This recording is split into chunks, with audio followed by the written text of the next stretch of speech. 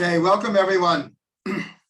This is going to be the last class on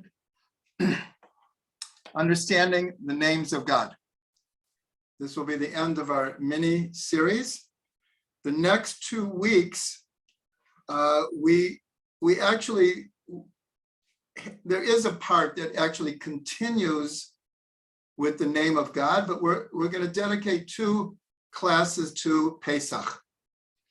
And not just Pesach, because this whole series is fundamentals of Kabbalah and Hasidut.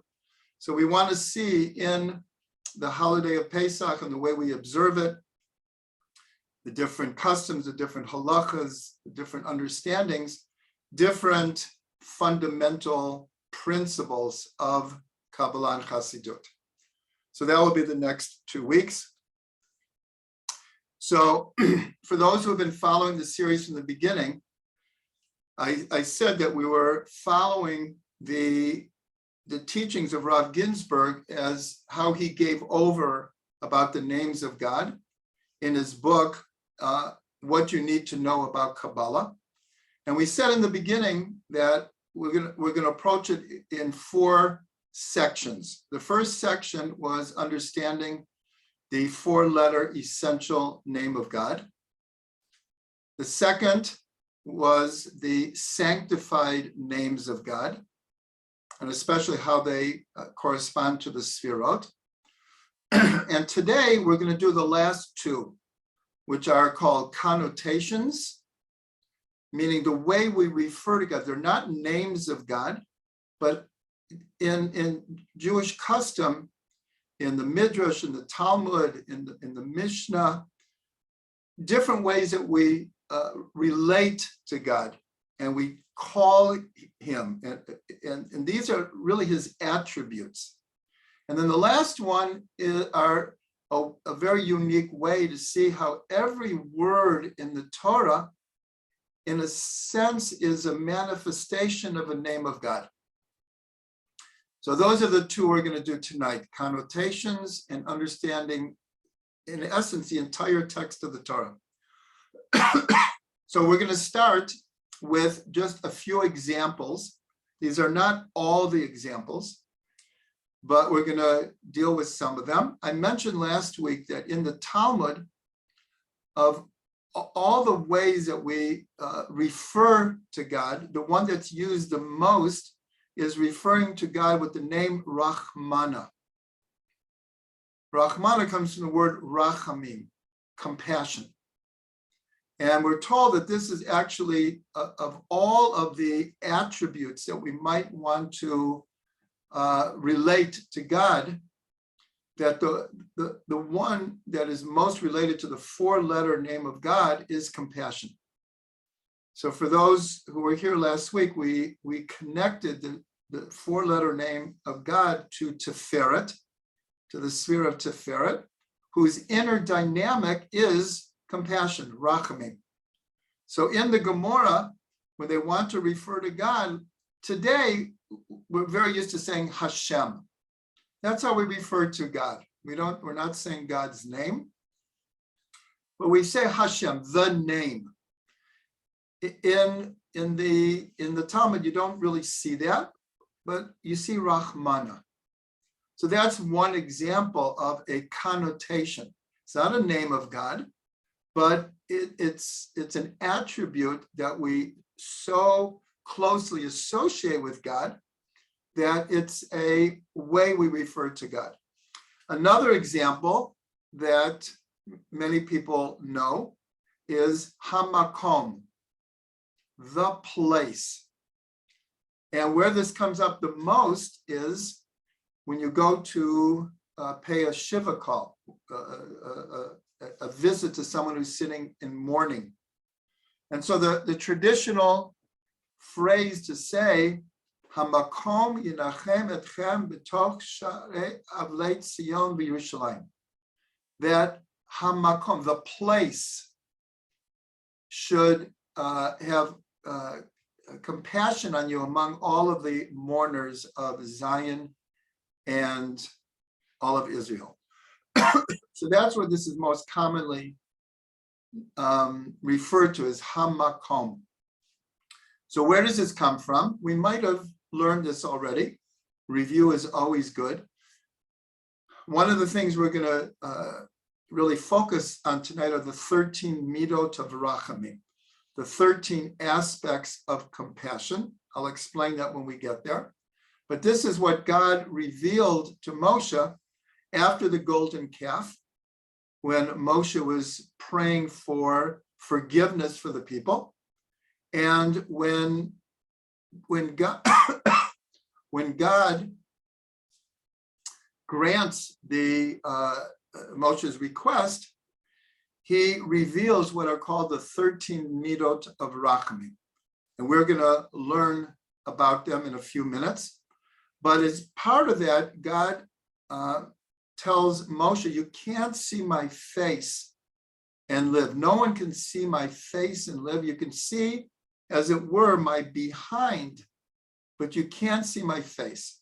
And so then it says, the Torah says that God hid him in a cliff of the rock and said, I will pass before you and I will enunciate these 13 midot of rachamim. And in the Torah it says, God says, there is a place with me. There is a place with me. And the term is hamakom. So Rashi says, he brings a very paradoxical statement. Says, who, meaning God, hu hamakom shel ha'olam, v'ha'olam einu makomo. He is the place of the world, but the world is not his place. So this is a very typical paradoxical statement.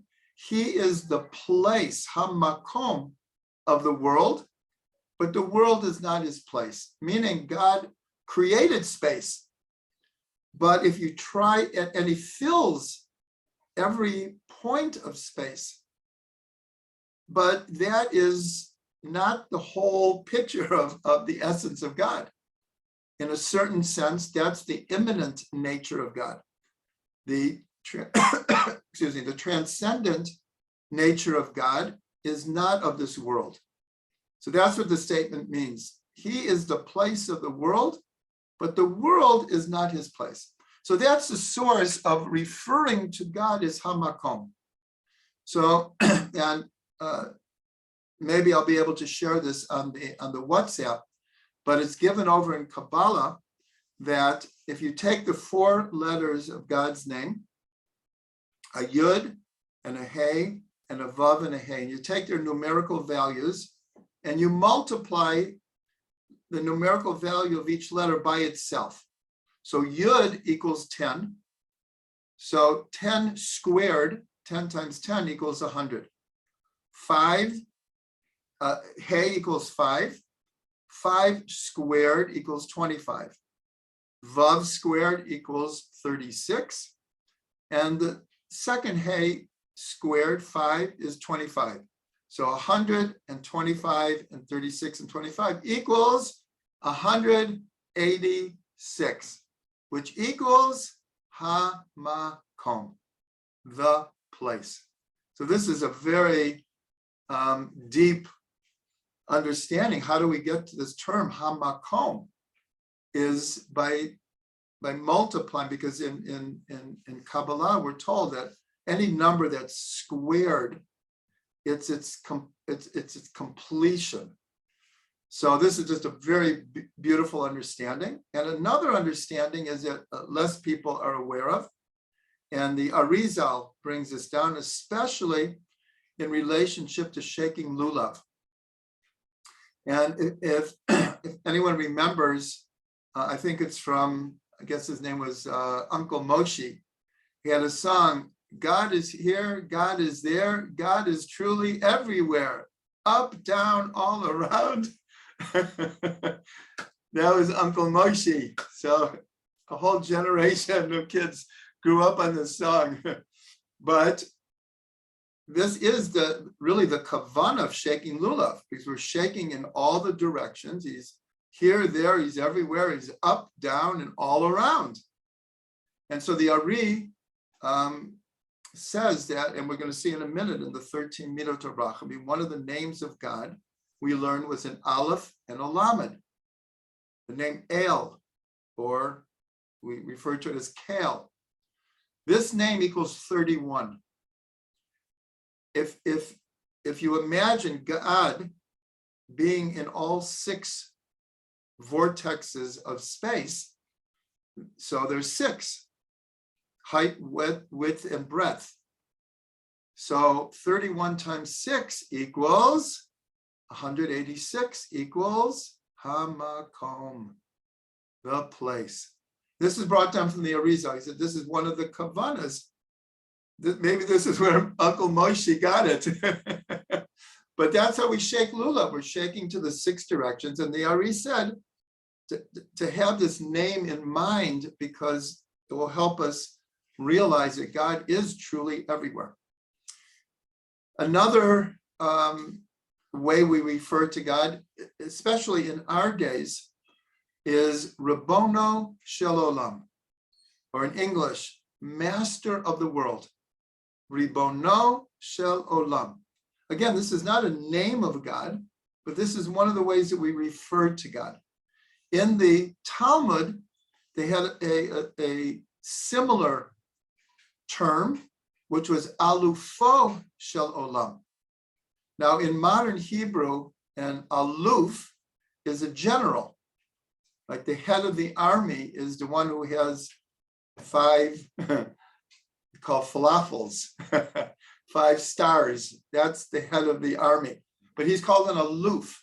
So in the Talmud, God is referred to as Alufo Shel Olam, which really means the master of the world. So again, that's another what we'll call connotation. I didn't have a chance.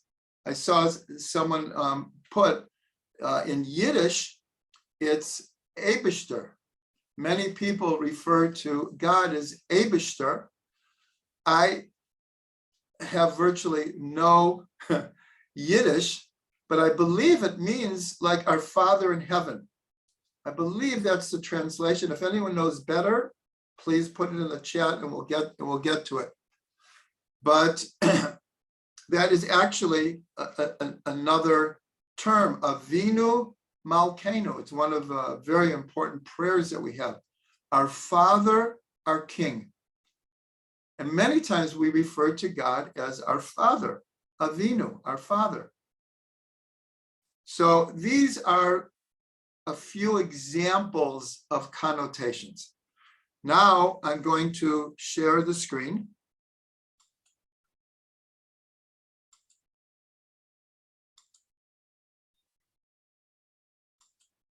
There we go. So here, what we're looking at are the 13 midot of Rachamim, the 13 aspects of compassion as written in the book of Exodus and Shemot, as I explained, as part of the forgiveness process. And this has become a very, very important prayer at different times of the year, especially during the month of Elul, the Slichot, the special prayers that we say during the month of Elul, the cardinal prayer of Slichot are these 13 midot of Rachamim. So in other words, they're not just a list of attributes, they're a way that we elicit God's compassion. It's a prayer. We've made it into a prayer. I'm going to explain a little bit more of that later. So we're not going to delve into this in great depth because we have a lot of things that we want to get through tonight. But what I wanted to show you is a very, very beautiful connection to the 13 aspects of the Sfirot. I know that many of you were here for our series on the Sfirot. And of course, we learned the importance of 10 Sfirot, but we also learned that there's another way of looking at the Sfirot that Rav Ginsburg is especially known for teaching. And that is because the Zohar teaches that there are three aspects of Keter. There are three aspects up here. If you see my cursor, this is Keter up here. And there are three aspects of Keter. This is given over in the Zohar, and the Arizal explained it in great depth. And when you count Keter and Dat, then you have 13 aspects. So obviously, it's an incredible correspondence between the 13 midot of Rachamim and the 13 expanded aspects of the Sfirot. Now, what we're looking at here is what I'll call the standard way that we break down the 13 midot of Rachamim. But I will mention, because some people might know this, and I want to make sure that everyone is included here. The Arizal actually counts it different than we see here. Here, we see that the two names of God, the two four-letter names of God, in the traditional way of counting the 13 midot of Rachamim are the first two. Whereas the Arizal, for reasons that he explains, he begins his count with the third name of God here. And what he does, if you look in knowledge, in Dat, he separates between these two words of erech apayim, between patience and God's countenance. And he does the same thing here in keeps acts of loving kindness for thousands of generations. He turns this into two. Notzer chesed is one aspect of compassion, and to thousands is a separate one. But what we're looking at is the standard way, and the connections are very neat and fit absolutely beautifully. I'm not going to go into great depth, but it begins with the two essential names of God. And there are many reasons for this, but in a printed Chumash, by tradition, there's actually a line. It does not appear in the Torah, but there's a line called a pasik between the first name of God and the second name of God. And so some explain that the first name of God is the transcendent aspect of God, and the second name is the immanent aspect of God. Others explain it very beautifully that the first name of God is God's compassion before a person would sin. God has compassion on all of his creation. And the second Yud Kei Vav Kei is the compassion that God shows even after someone has done wrong and made a mistake, that God still shows compassion. That's the whole point of the 13 midot of Rachamim, because we had made the golden calf. And there was a tremendous tshuva that needed to be accomplished. So those are the first two names. And then the third is also a name of God. This is the one that equals 31, and to the 6 directions, the name Aleph and Lamed. And so here we see very neatly in the three aspects of Keter are three names of God. Each one has an aspect of compassion and loving kindness that is slightly different than the other. Now, in Chachma and Bina, which we're told are like two beloveds who never part, throughout our prayers, we put together these two words, Rachum v'Chanun, which means merciful and gracious. In many, many different prayers, they go together. They're like a pair, Rachum v'Chanun. So that fits beautifully in Chachma and Bina. And here, again, I'm not going to go tremendously deep into each one of these, but in the level of dat is called erech apayim, which means patience. Here in chesed is an obvious one, because chesed means loving kindness. And in the 13 Midat Rachamim, it's berav chesed. God has great loving kindness.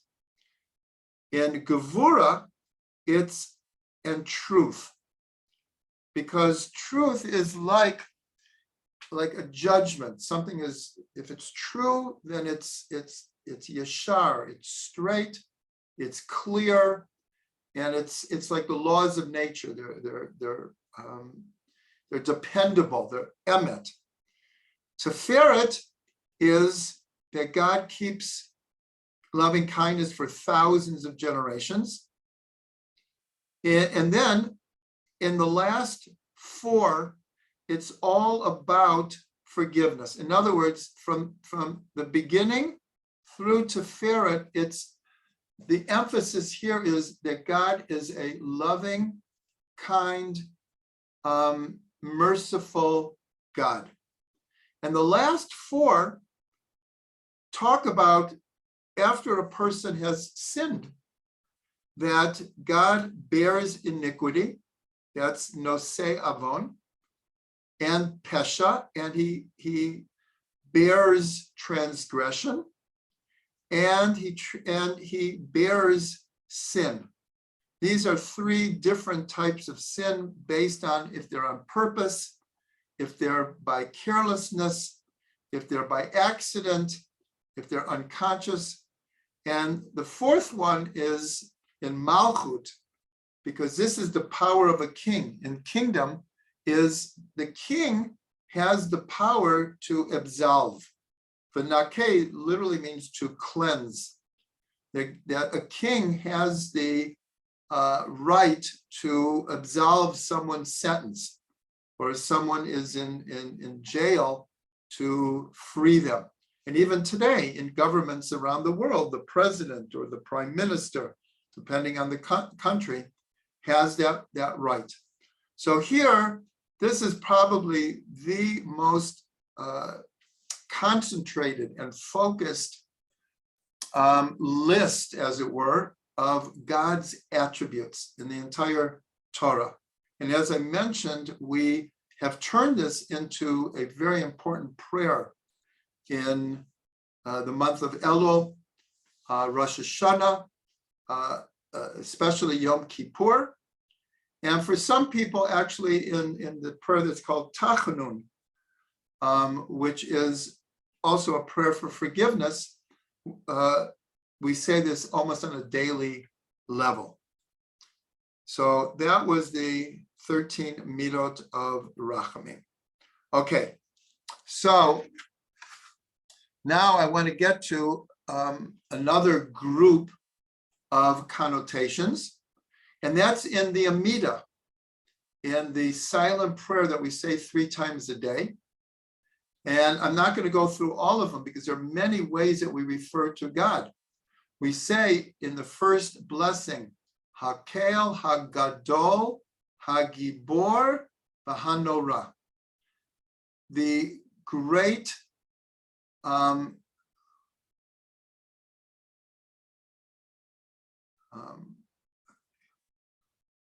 the strong one, the Gibor, and the awesome one. Again, these are not names of God, but these are ways that we relate to God. We can have a relationship through the greatness of God, the might of God, and the awesomeness of God.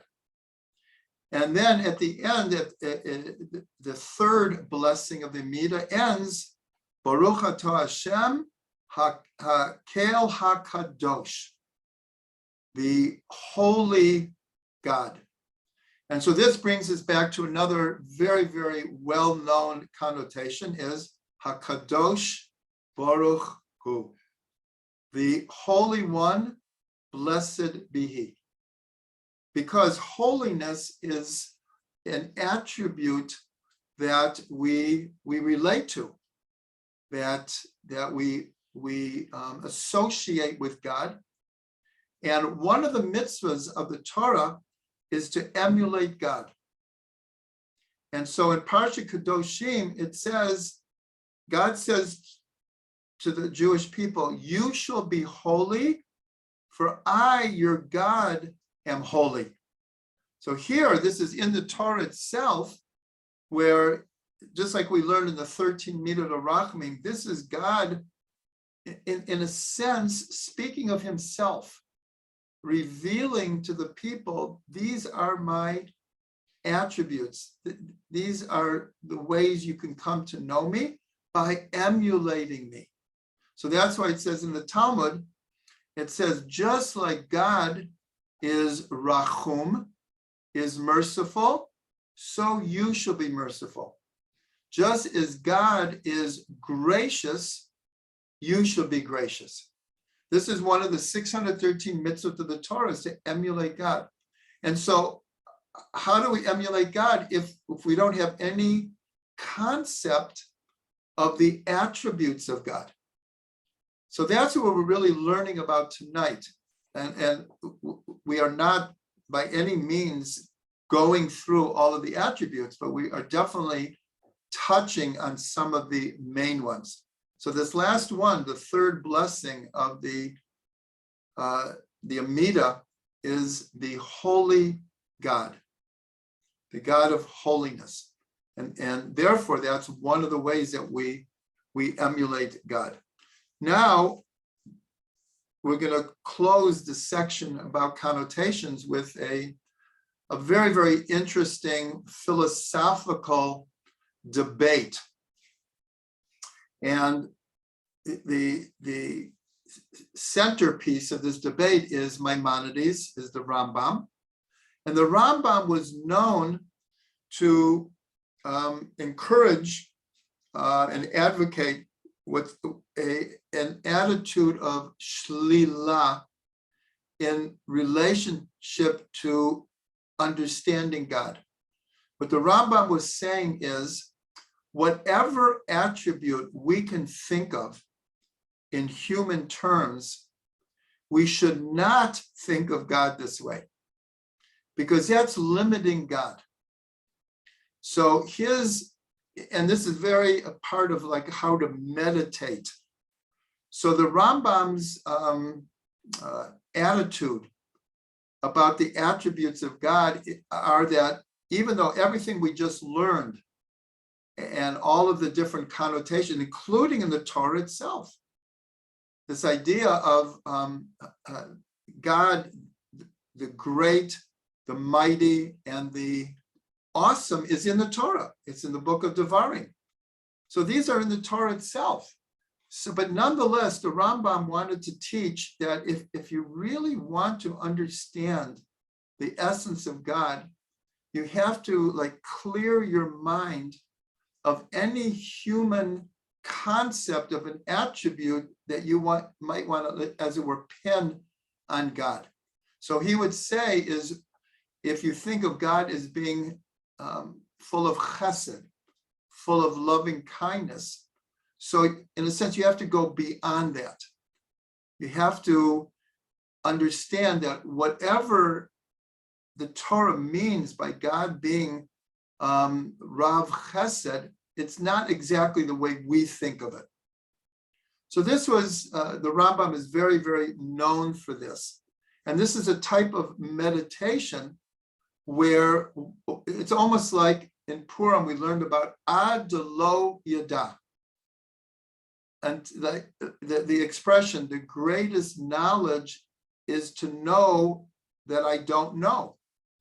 So that's really what the Rambam was saying. The Rambam was saying God is so transcendent that if we really want to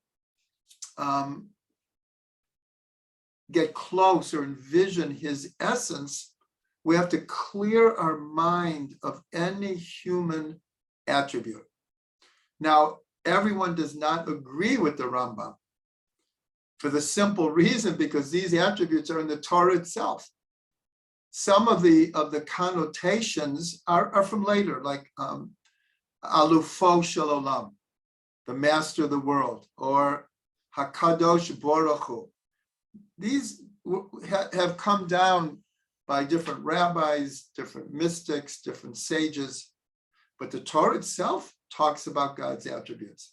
So many people do not agree with the Rambam because it's, I can't remember who stated it this way. He said, by not that the Rambam is wrong. I don't want anyone to misunderstand me. The Rambam was saying something very deep and very correct. But many, many people feel that if you take it to the extreme, then it's like you have nothing to hold on to. And the word is sanitize.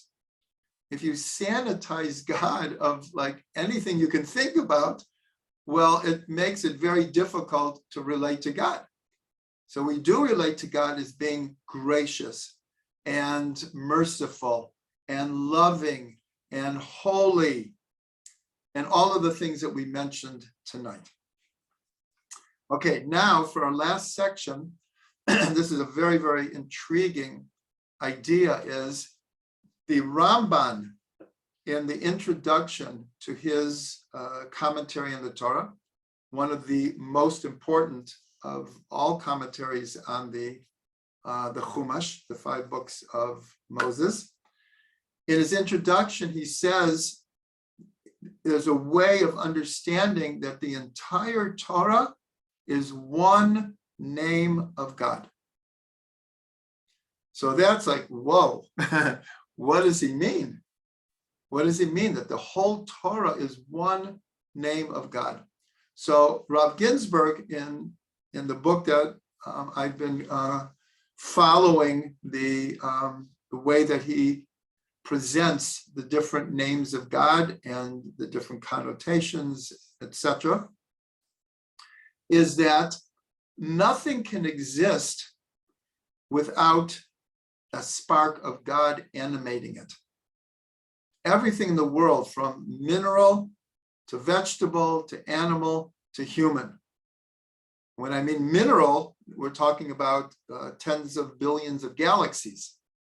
So everything, every atom, every cell, nothing can exist without, we call it the permission, without the life force, without the spark animating it from God.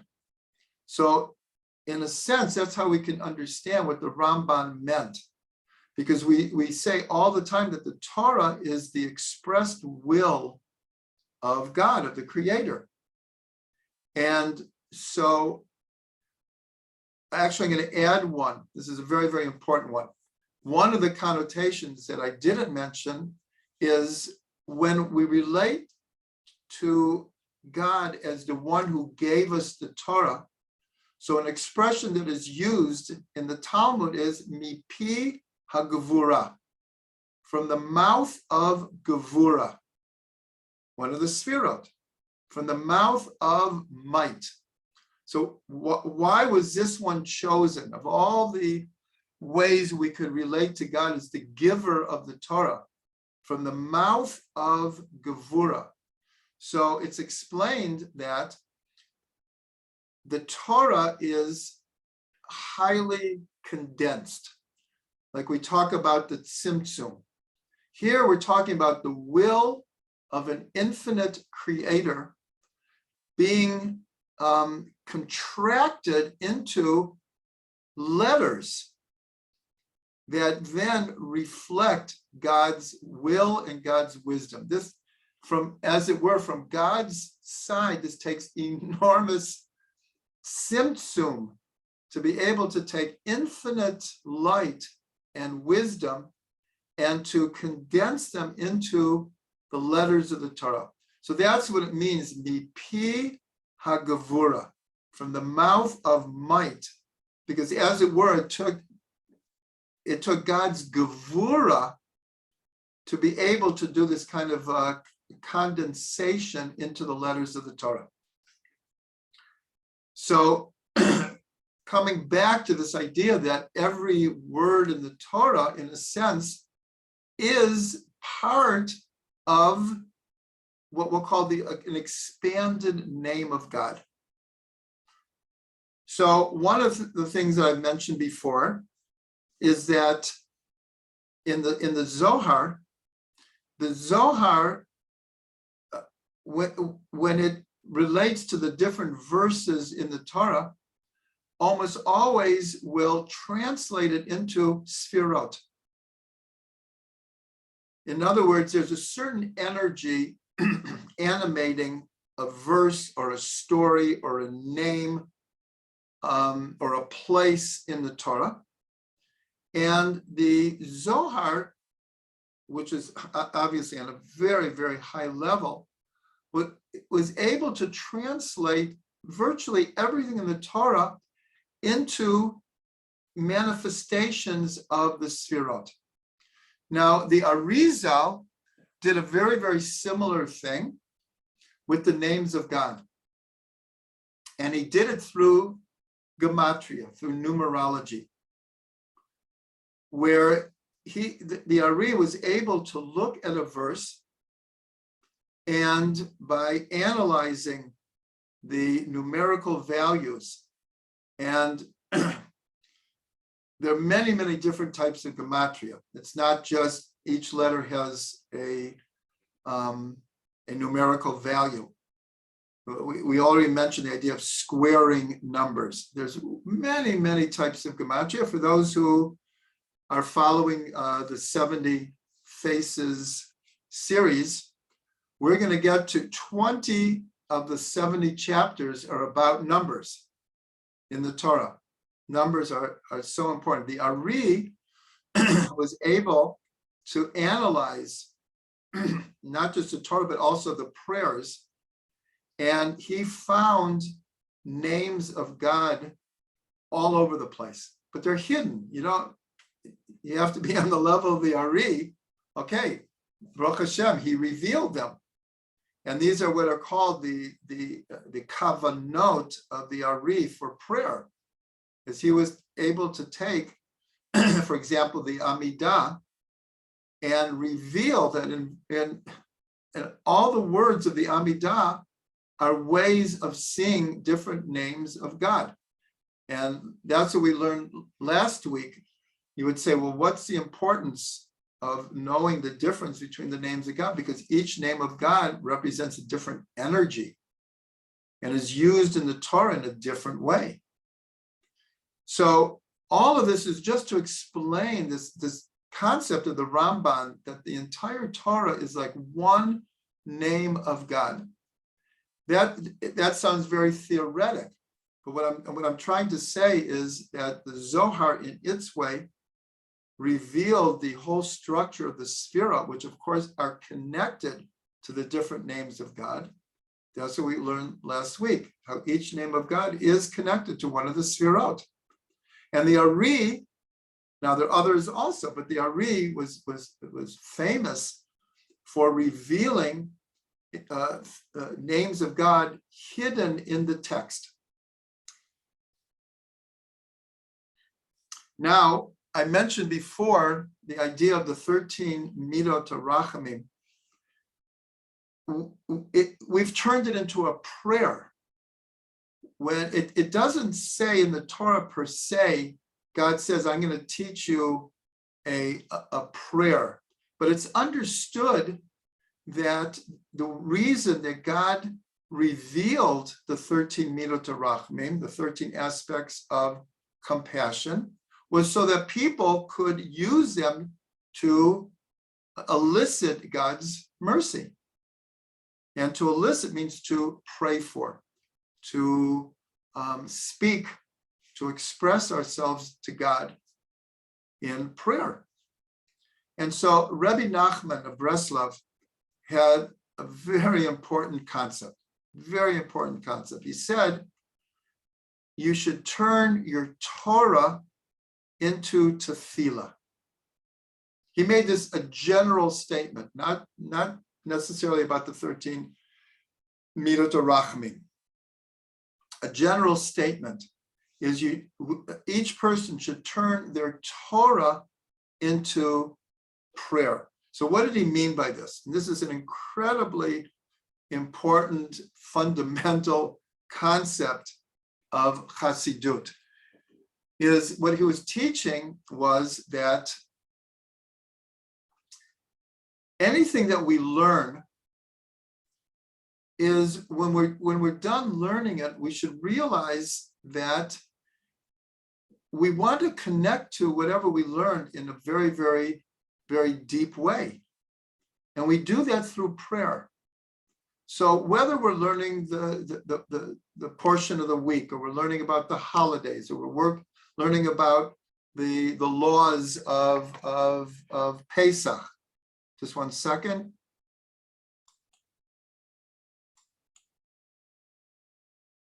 Okay. That whatever we're learning should not just remain up here, this theoretic or even a practical idea. We need to pray that we can fulfill this, that we can integrate this, that we can make it part of our lives, that we could share it with others, and it becomes a prayer. So I heard a Torah from Reb Shlomo Carlebach, and he said like this: when God said to Adam, don't eat from the tree of knowledge of good and evil. So we're told that Adam went to Chava and said, this is what God said. We can't eat from the tree of knowledge of good and evil. So Reb Shlomo said like this, he said, what Adam didn't understand is that the way he gave it over, it was like a fact. It was like dry. He needed to have prayed that he and Chava would be able to fulfill that. And he didn't give that over, not to himself and not to Chava. It was just like, this is what God said.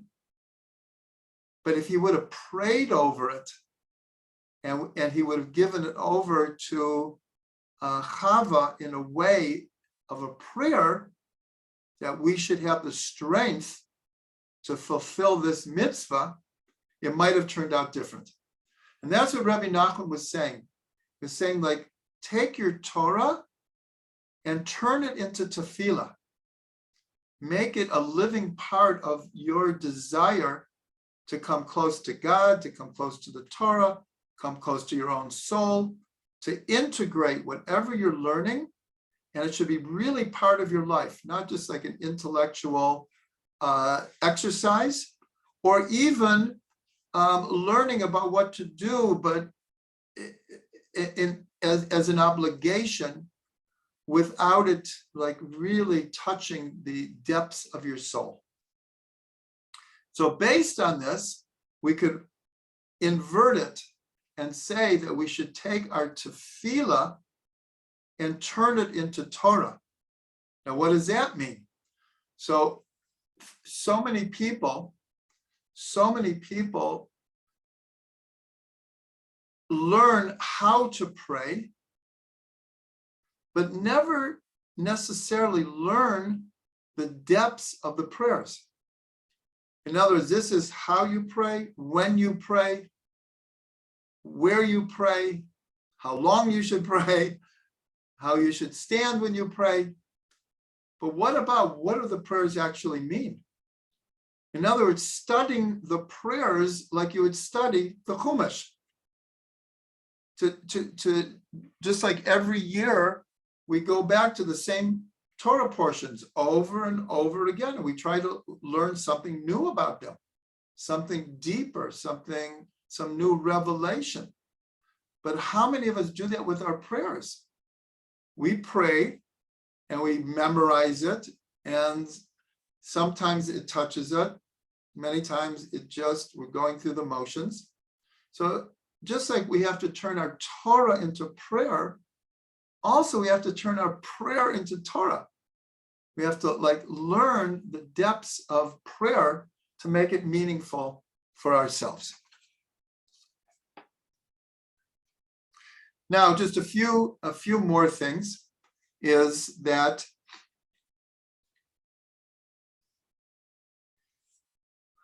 and we all already mentioned this in a way. We know that there are 4 different basic levels of learning the Torah: Pshat, Remez, Drush, and Sod. The literal meaning, the alluded to, the hinted to meaning, then the drush, the metaphorical meaning, the parable, the symbolism, the allegory of the Torah. And then, of course, there's the Sod, the mystical, spiritual underpinnings of the Torah. And so I mentioned about the Arizal, who is able to see names of God all over the Torah. And so, and we've also learned there's different alphabets. Again, for those who are following 70 Faces, we learn Atbash, Atbach, different. You could read the Torah completely differently. And then we know that in the book of Exodus, there are 3 verses in a row that have 72 letters. And a tradition is handed down that out of these 3 verses come 72 3-letter names of God. Here's another example of what the Rambam meant when he said the whole Torah is like one name of God. But this is a particular one where out of 3 verses comes 72 3-letter names of God. And then there's what's called the 42-letter name of God that is engraved in the prayer Ana B'Koach. But many people say that it's also like encoded in the first 42 letters of the Torah, that this 42-letter name of God. And then there are other deep Kabbalistic secrets about different names of God. One example, it's not with the Chumash, but in the Megillah that we just read on Purim. So we're told that any time it says HaMelech, the king, it's referred in the storyline. It appears that it's talking about King Achashverosh, and sometimes it says Melech Achashverosh, and sometimes it just says HaMelech. And we're told anytime it says HaMelech, the king, it's talking about the King of Kings. So here's another example. It's just the king, but we're told that it's actually referring to God. And we also saw that in the Megillah, that the name of God, we learned this in this class a few weeks ago, that the letters of Yud and Hey and Vav and Hey appear as acronyms in a number of places in the Megillah. Well, it's the same thing in the Chumash. There are different acronyms, and we learned that in the first verse of the Torah. One of the most secretive names of God is an acronym for Et Hashemayim, the Et Haaretz. That God, in the beginning, God created the heavens and the earth, and we learned that there's a 4-letter name of God hidden in the acronyms of those 4 words, Et Hashemayim, the Et Haaretz. So these are just examples trying to show what did the Ramban mean. But we're going to go back to the simplest of ideas in a certain way, and that's what Rav Ginsburg said, is that since the Torah is the revealed will of God, and since nothing can exist without being animated by God, so that is the key to being able to understand everything in the Torah is like an attribute, is part of God's great revelation, God's great name. So this is a great way to end our mini series on understanding the names of God. Did we do everything that we could have? Of course not. But hopefully in the, I lost track, 4 or 5 classes, we were able to give people a taste and a foundation of understanding the different names of God, the different attributes of God.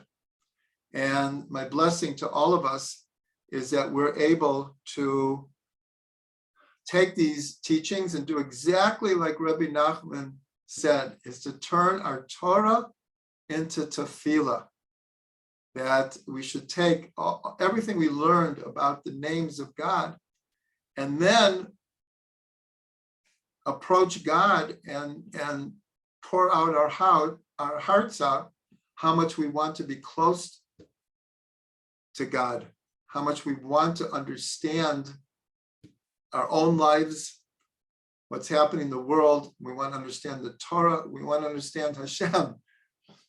We want to understand. I'm going to end with one more thing. And this is a little bit in the way of thinking of the Rambam. There's a phrase, im yedativ hayitiv. If I knew him, I would be him. Meaning, obviously, we're not God. we have a spark of God, but we're not God. So since I can't know him, I can't be him. So the Rebbe Rashab said like this. He said, when I go into a room by myself and I'm reading Torah or from the Alter Rebbe, sometimes I can get to the place where I can say, Yadativ Hayitiv. I can know him and I can be him.